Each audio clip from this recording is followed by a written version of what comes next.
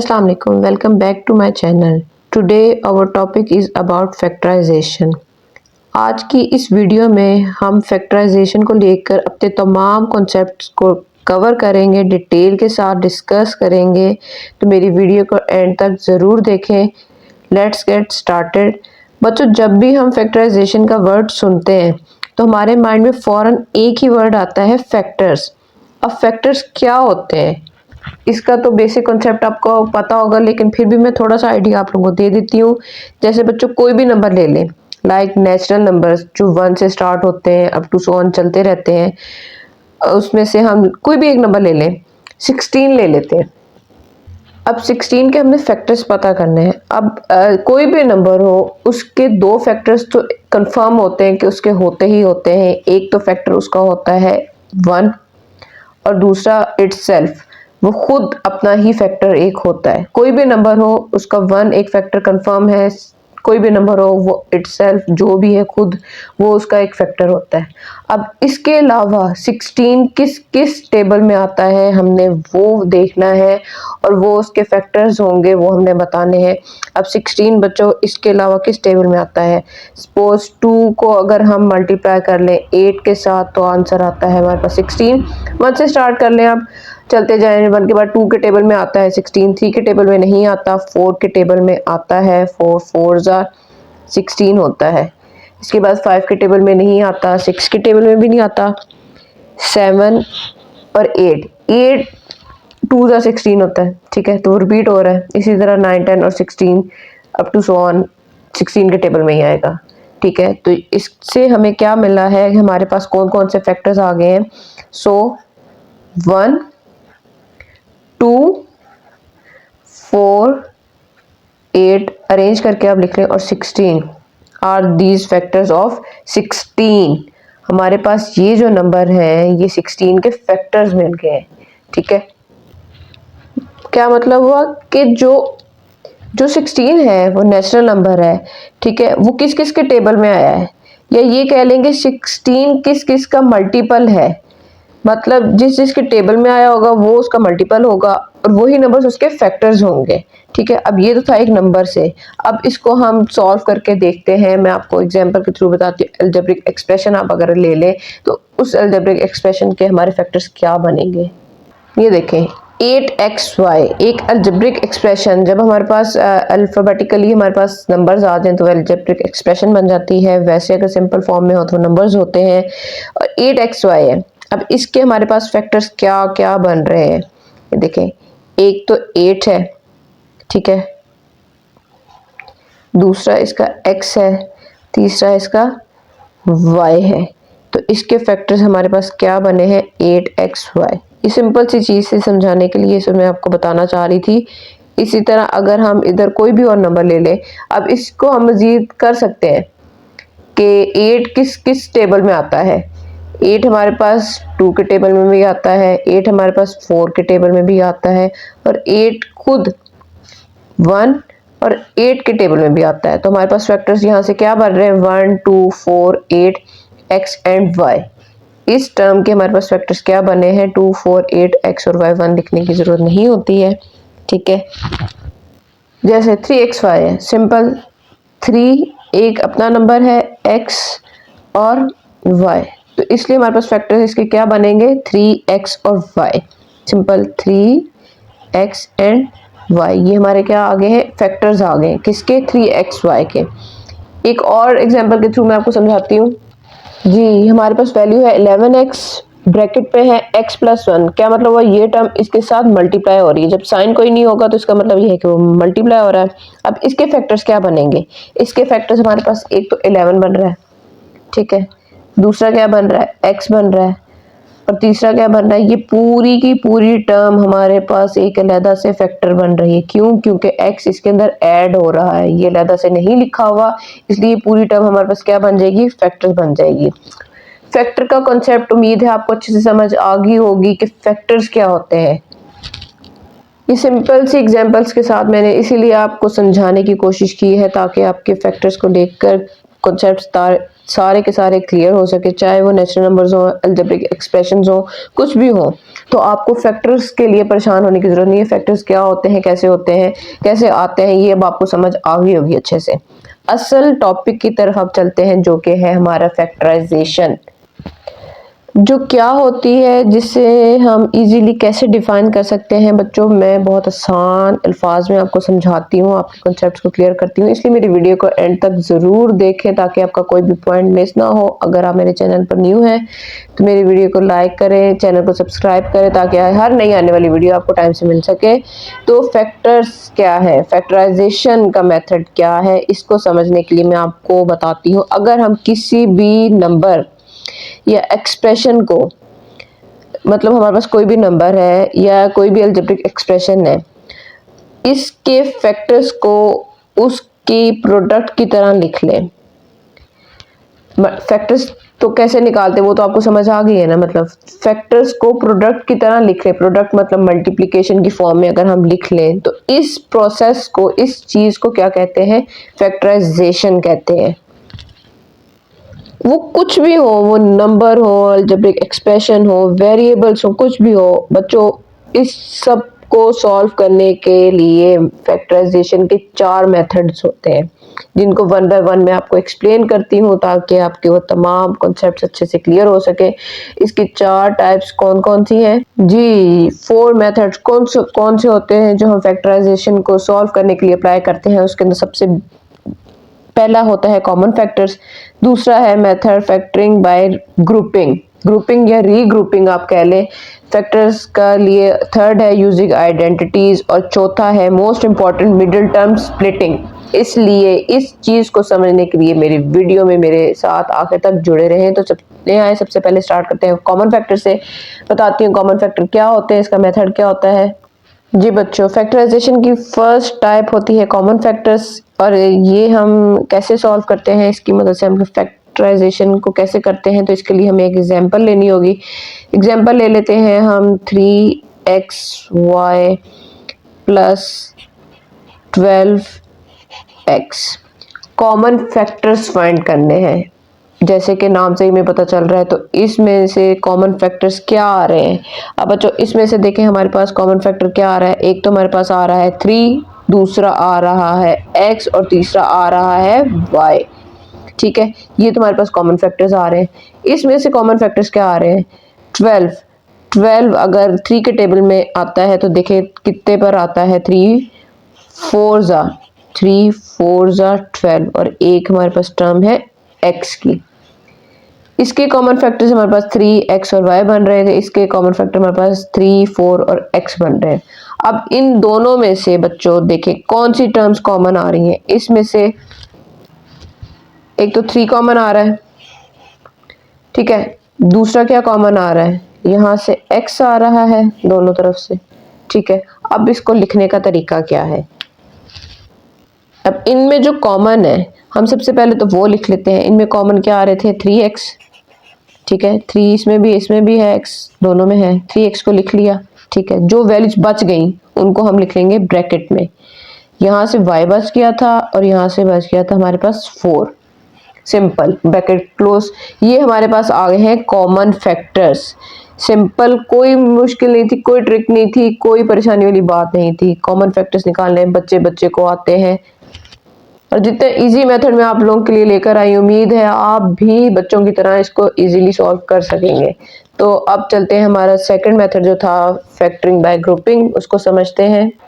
जी बच्चों, factoring bye grouping का मतलब ही समझ आ रहा होगा कि ग्रुप्स बनाने हैं, हमने पेयर्स बनाने हैं। तो इसके लिए आपको मैं एक एग्जांपल बताती हूँ। जैसे हमारे पास एक टर्म है, जब एक्सप्रेशन कह लें आप या वैल्यूज कह रहे हैं, हमारे पास ये दी हुई हैं।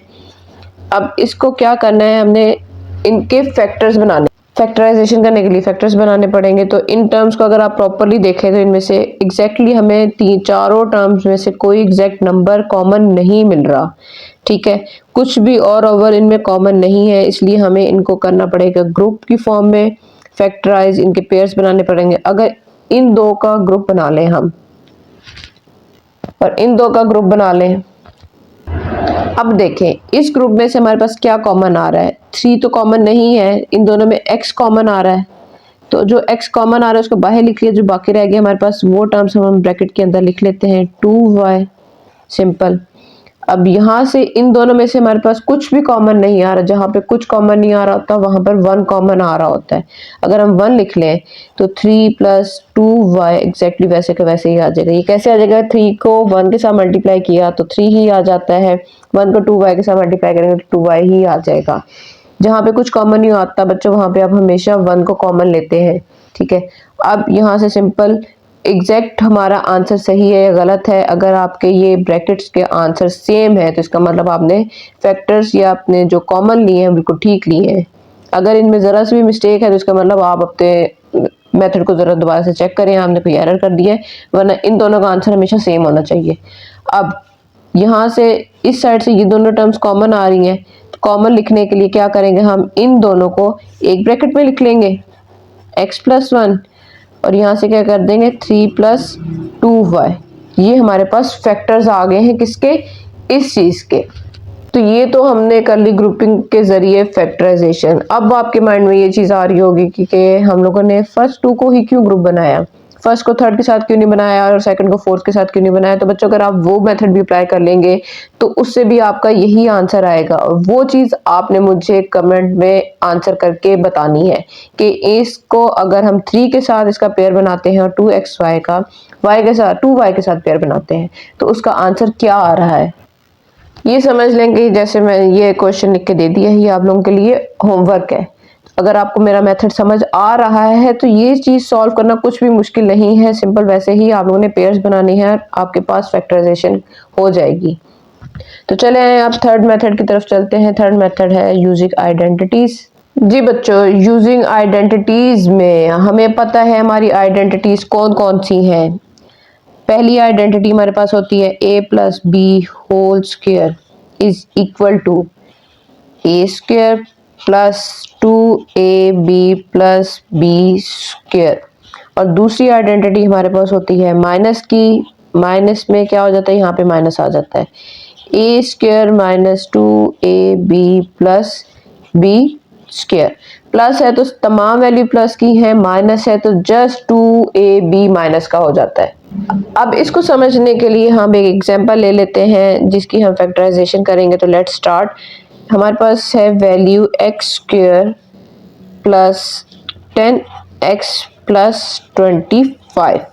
ये हमारे पास वैल्यू दी हुई है, हमने अब इसको आइडेंटिटीज के थ्रू सॉल्व करना है। सबसे पहले तो आप ये देख लेंगे हमारे पास यहाँ पे क्योंकि प्लस है तो इसलिए हमारे पास प्लस वाली आइडेंटिटी अप्लाई होगी। अगर यहाँ पे आपके पास माइनस होता तो आपने माइनस वाली आइडेंटिटी लगानी थी। तो अब इसको करते कैसे हैं जी बच्चों, ये देखें हमारे पास ये वाली साइड दी हुई है, हमने इससे ये वाली साइड लेकर आनी है। क्या मतलब हो, हमारे पास ये वाली वैल्यू a² की है, ये वाली वैल्यू b² की है, माइनस वाली ये दरमियान वाली टर्म हमारे पास 2ab की है। ये a² की होगी, ये b² की होगी और ये वाली कौन सी की होगी 2ab की। ठीक है, अब हमने इससे फॉर्मूला बनाते हैं। देखें a² + 2ab + b²। ठीक है, ये फॉर्मूले की वैल्यूज अभी मैंने लिखी है, ब्रैकेट का साइन इसलिए यूज किया क्योंकि 2ab तीनों वैल्यूज आपस में मल्टीप्लाई हो रही हैं। स्क्वायर अप्लाई करने के लिए हर वैल्यू को अलग-अलग करके लिख दिया। a की वैल्यू हमारे पास क्या है, क्योंकि स्क्वायर बाहर है तो अंदर क्या रह जाता है x यहाँ पे भी लिख ले और यहाँ पे भी लिख ले। 25 का स्क्वायर है, ठीक है, तो ऐसा कौन सा नंबर है कि उसका स्क्वायर 25 है, तो वो 5 है। ठीक है, जब 5 का स्क्वायर लेंगे 25 आ जाता है। तो यहाँ पे b की वैल्यू हमारे पास क्या बन रही है 2ab है ना, तो b की वैल्यू क्या आएगी हमारे पास यहाँ पे 5 आएगी। अब ये 5 b की वैल्यू सही है या गलत है ये कैसे पता चलेगा, अगर हम 2 को 5 से मल्टीप्लाई करें तो 10 आता है और यही चीज आपकी सेंटर में होनी चाहिए। अगर 5 इन 2 को इस नंबर के साथ मल्टीप्लाई करने से वो वाला आंसर नहीं आ रहा तो इसका मतलब ये है कि आपने b की वैल्यू गलत लिखी है। यहाँ से आप इजीली पता कर सकते हैं कि आपकी b की वैल्यू सही है या गलत है। ये छोटी सी ट्रिक है जिसको आप याद रखेंगे तो आप कामयाब हो जाएंगे। अब क्या करेंगे, ये चीज हमारे पास आ गई है a² + 2ab + b²। तो ये किस चीज का साइड बन रही थी, a की वैल्यू यहाँ से हमारे पास क्या है x की, b की वैल्यू हमारे पास क्या है 5 की whole square a + b whole square. ये देखें a + b होल स्क्वायर तो यहाँ पे लिख दिया, क्योंकि ये 2 टाइम लिखा हुआ है तो इसलिए हम इसको भी स्क्वायर है तो इसके फैक्टर्स क्या बन जाएंगे हमारे पास, इसको 2 दफ़ा हम लिख लेते हैं तो ये हमारे पास फैक्टर्स आ गए। ठीक है, उम्मीद है ये मेथड बहुत इजी है, बस अगर आपको आपके ये अप्लाई करना आ रहा है तो आपके लिए कोई चीज़ मुश्किल नहीं है। आपको आइडेंटिटीज याद होनी चाहिए और बी की वैल्यू फाइंड करनी आनी चाहिए। जी बच्चों, 4th मेथड हमारे पास है middle term splitting method. Most important topic, इसको बहुत ध्यान से समझिएगा, इससे रेलिवेंट बहुत से क्वेश्चन पेपर में आ जाते हैं, इसलिए इसको समझने के लिए हमें एक एक्सप्रेशन लेना होगा जिसकी सेंट्रल वाली टर्म को हमें स्प्लिट करना होगा। स्प्लिट मतलब ब्रेक करना, तोड़ना या डिवाइड करना। मिडल टर्म स्प्लिटिंग, 3 टर्म्स में मिडल टर्म जो होगी उसको हमने क्या करना है, स्प्लिट करना है। तो एग्जांपल के थ्रू मैं आपको समझाती हूँ ताकि आपको अच्छे से समझ आ सके। हम एक वैल्यू ले लेते हैं x² प्लस 9x प्लस 14। ठीक है, अब हमारे पास 3 टर्म्स है, उसकी मिडल टर्म को हमने क्या करना है, स्प्लिट करना है। तो कैसे करेंगे, वो 2 ऐसे नंबर लेने हैं कि जिनको मल्टीप्लाई करें तो हमारे पास आंसर ये आना चाहिए, और प्लस या माइनस करें तो हमारे पास आंसर ये आना चाहिए। समझ आ रही मेरी बात?